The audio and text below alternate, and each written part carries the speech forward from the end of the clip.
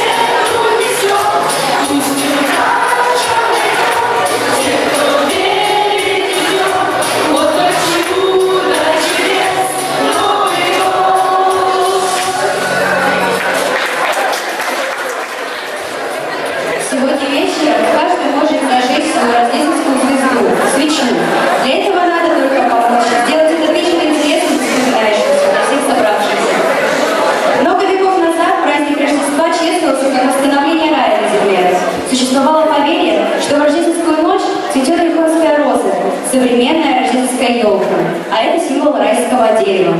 Послушайте легенду о елке. Близ пещеры, где родился Спаситель мира, росли 3 дерева – ель, олива и пальма. Олива принесла в дар Христу золотистые плоды, пальма – шатер зеленых листьев, как защиту от зноя и непогоды. А ель, скромная и колючая, не зная, что принести в дар младенцу Иисусу, заплакала. Обильно закапали ее слезы прозрачной смолой. Эти слезы увидала с неба звездочка одна. Тихим шепотом подругам что-то молвила. И свершилось чудо. С неба посыпались звезды и усеяли елку ослепительным блеском. Тогда она радостно подняла свои ветви и впервые явилась в мир во всей своей красе. С тех пор каждый год она сияет. В день великий торжества и огнями возмущает светлый праздник Рождества. А на сцене выступает 7-й А-класс.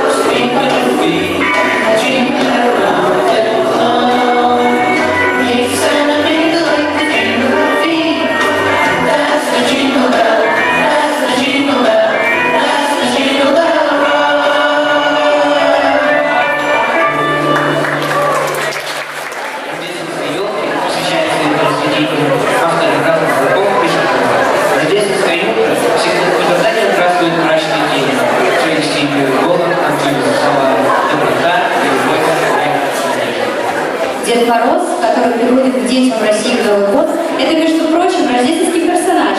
Прародитель его Святой Николас, то есть в России Николай Годник.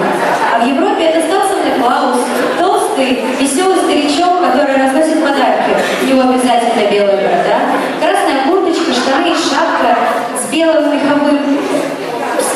мехом. Он разъезжает на запряженных северных оленях и санях, наполненных доверху подарками. Он проникает в дома через дымоход и оставляет подарки под елкой или специальным носочках. Но только послушным детям. Кто из гостей может рассказать о братьях Русского, Деда Мороза, например, о Санта-Клаусе? Ездит ли он на тройке и запрягает оленей? А на сцену приглашается ученица 8 Б-класса Елизавета Беляева. Бурные аплодисменты.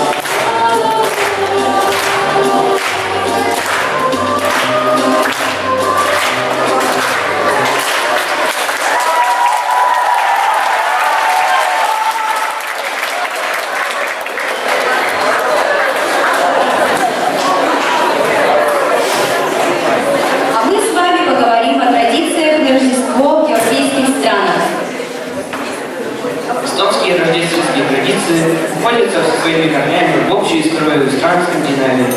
Даже название Рождества Йола происходит от шведского названия зимнего солнцестояния. До сих пор Эстония свято хранит пережитки языческого праздника. Здешнее Рождество, в честь могущественного солнца и победы света над тьмой, принято украшать дом живыми огнями, свечами и декоративным подсвечником. А еще дружелюбные и милые эстонки в светлый праздник любят угощать детей булочками и птичками. Они являются символом начала солнечного года. Рождество ветвей позже. Традиционно рождественский сочельник в Вигеле к столу подают 12 постных блюд. Едят почти молча, не спеша, а потом отправляются в полночное рождественское месяц. После месяца продолжают радость. Но на рождественском столе уже появляются мясные блюда, любимые, маленькие пельмени с куриным бульоном, бимс, сладости. Польская традиция требует, чтобы за рождественским столом всегда оставалось свободное место для случайного вопроса. А сейчас будьте добры, улыбайтесь на сцене 8 А класс.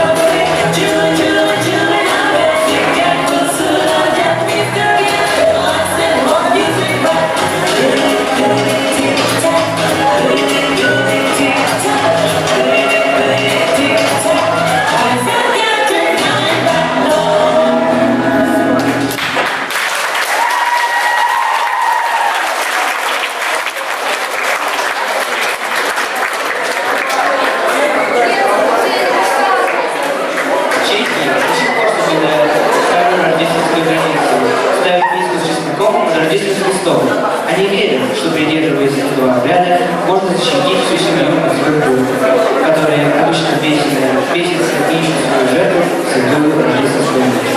А на сцену приглашаем Михайлову Алисию, 8-го.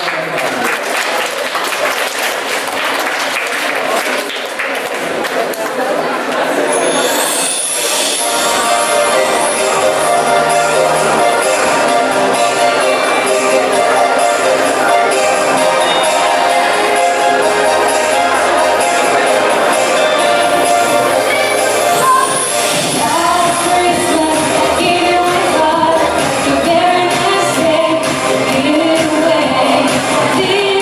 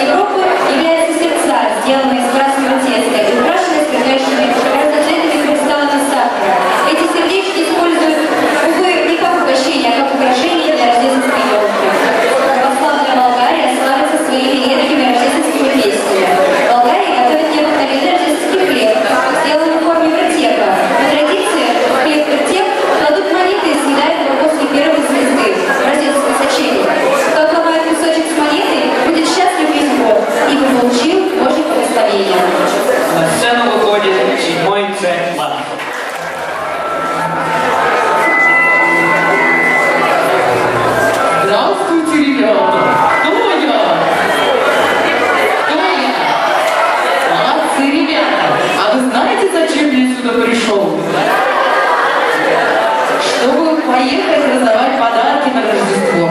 Ну не знаю, кого взять. Есть у меня гномики. И олени замечательные. Давайте проведем танцевальный поединок и посмотрим, кого мы возьмем с собой раздавать подарки. Аплодисменты.